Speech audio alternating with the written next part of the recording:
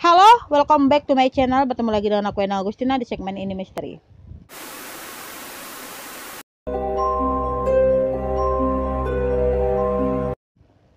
Kali ini geng, aku mau membahas perihal legenda atau sejarah hantu yang ada di Indonesia.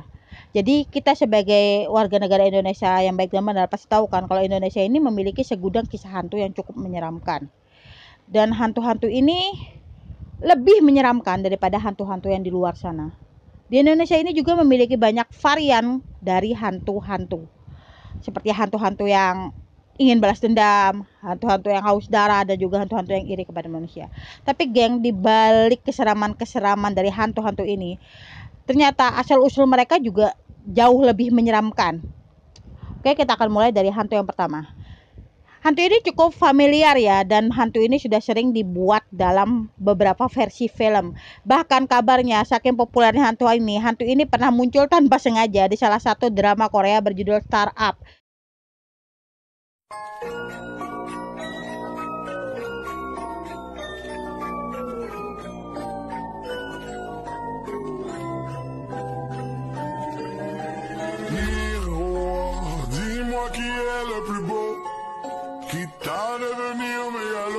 Dia muncul di atas halte bis. Itu aku nggak tahu ya itu beneran si hantu atau hanya kesalahan saat pengambilan gambar. Ya, hantu ini adalah Mr. Pocong atau Mr. Poci. Hantu pocong ini berwujud mayat yang dililit dengan kain kafan. Salah satu kabar menyebutkan kalau pocong ini berasal dari mayat yang lupa dilepas tali pocongnya.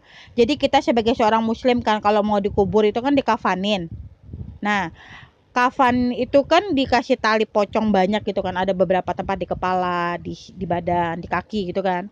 Jadi ada salah satu dari tali pocong itu yang lupa dilepas, sehingga menyebabkan sang mayat ini ingin protes atau ingin orang lain itu segera melepas tali pocong yang masih mengikat di tubuhnya, sehingga dia berubah wujud jadi pocong dan menakut-nakuti warga sekitar. Biasanya pocong ini akan mengetuk-ngetuk pintu dari warga-warga sekitar tempat tinggal dia yang lama kan. Jadi dia seperti minta tolong supaya tali pocongnya itu dilepaskan. Tapi sampai kesininya gitu kan, banyak kisah hantu pocong yang lebih dari itu. Seperti katanya pocong itu bisa menyemburkan api dari mulutnya, atau pocong itu bisa meludah tapi ludahnya itu sangat panas dan sebagainya. Bahkan wajah pocong ini juga bervariasi. Ada yang bilang kalau pocong ini memiliki wajah yang rata, tapi ada juga yang bilang kalau pocong ini memiliki wajah yang gosong, tapi ada lagi yang bilang kalau pocong ini memiliki wajah yang hancur. Keunikan lain yang dimiliki oleh pocong adalah dia selalu jalan dengan cara melompat-lompat. Iyalah, secara dia kan diikat ya, mau jalan biasa juga nggak bakal bisa, jadi dia jalannya lompat-lompat. Yang kedua, kamu pasti nggak asing sama hantu yang satu ini. Jadi hantu ini digambarkan sebagai perempuan yang memiliki lubang di belakang punggungnya. Ayo tebak hantu apa itu? Ya benar, sundel bolong. Tanya, sebelum meninggal dia ini sedang hamil besar dan kemudian bertemu dengan laki-laki hidung belang yang tidak bertanggung jawab. Dia diperkosa hingga akhirnya dia meninggal dunia. Dan bayi yang dikandungnya itu menjadi hantu lain yang lebih tak kenal sebagai tuyul, dan dia kemudian menjadi sundel bolong. Orang ini bergentayangan untuk membalas dendam.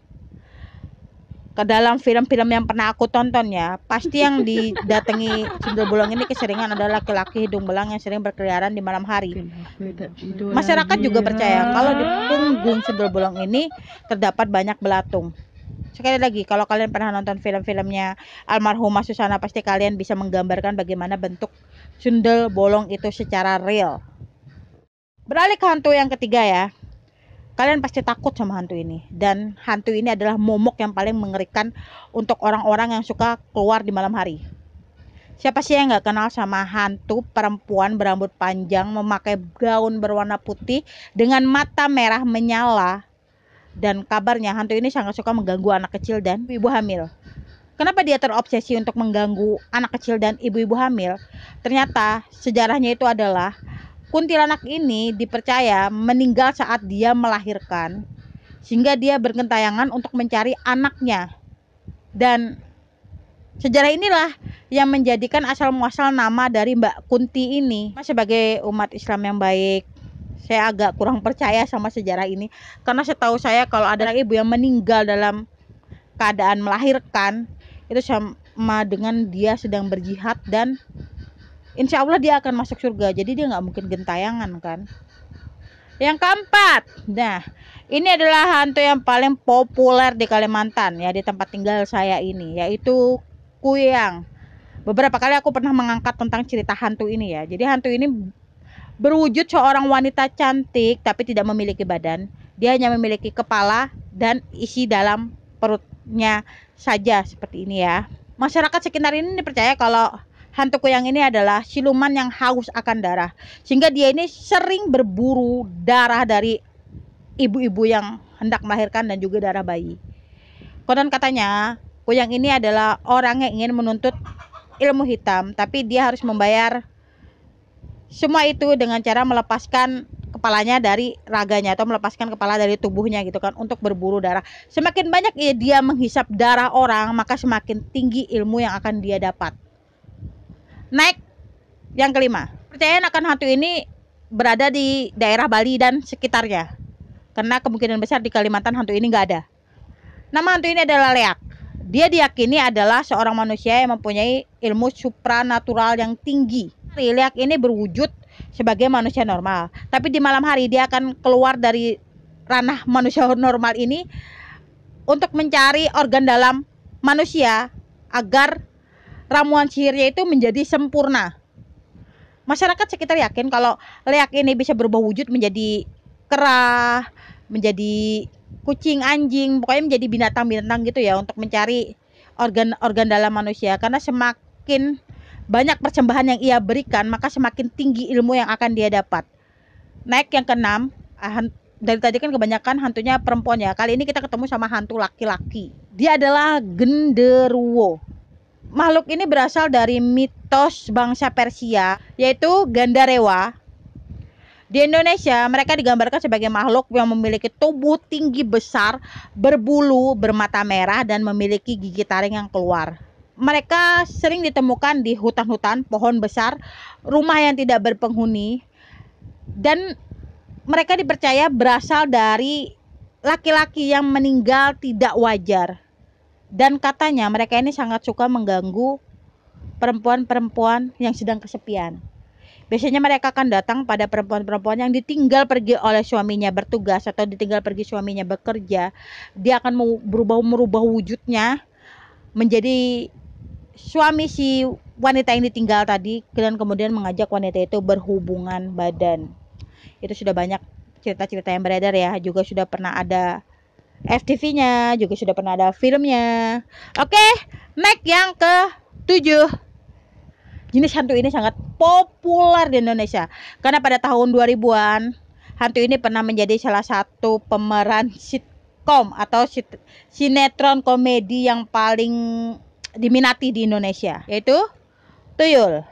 Namun sebenarnya sosok Tuyul ini sangat berbeda ya sama yang ada di serial Tuyul dan Mbak Ayu.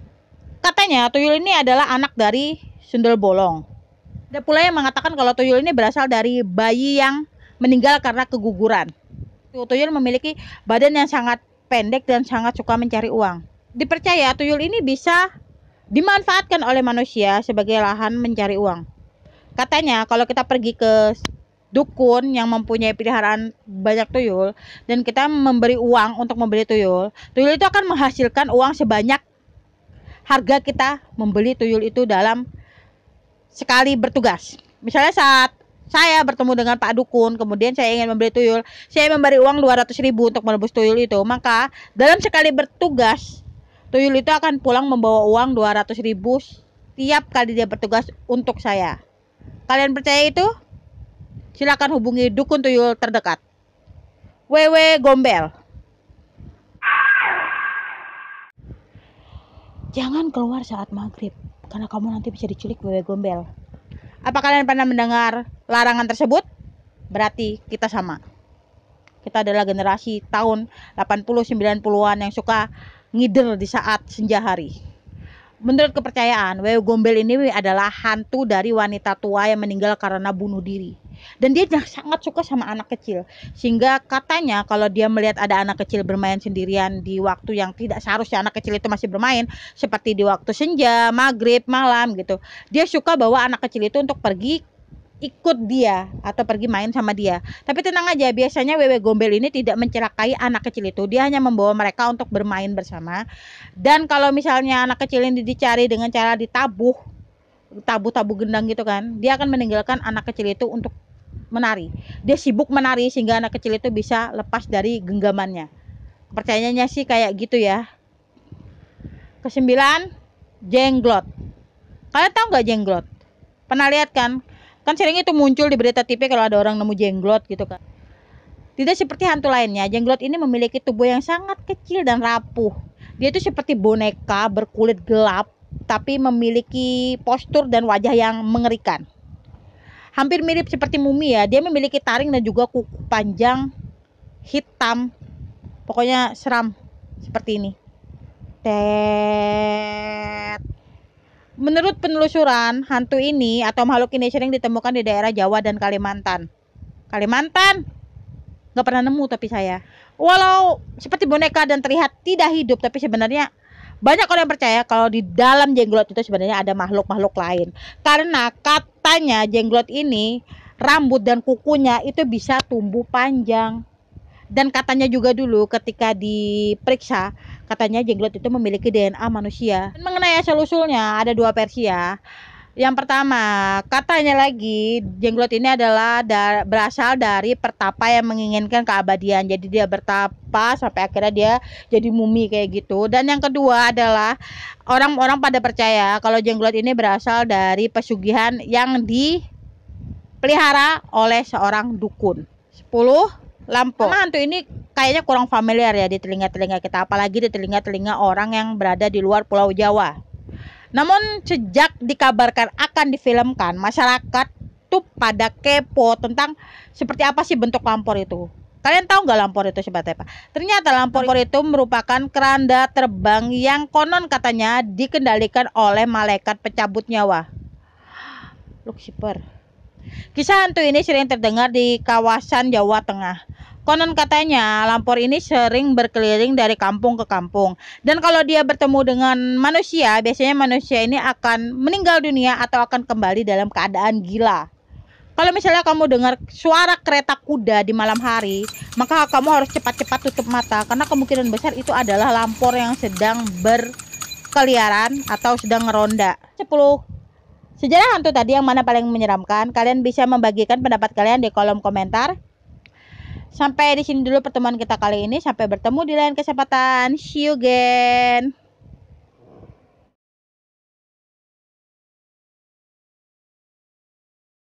Tum tum tum tum. Tum tum tum tum.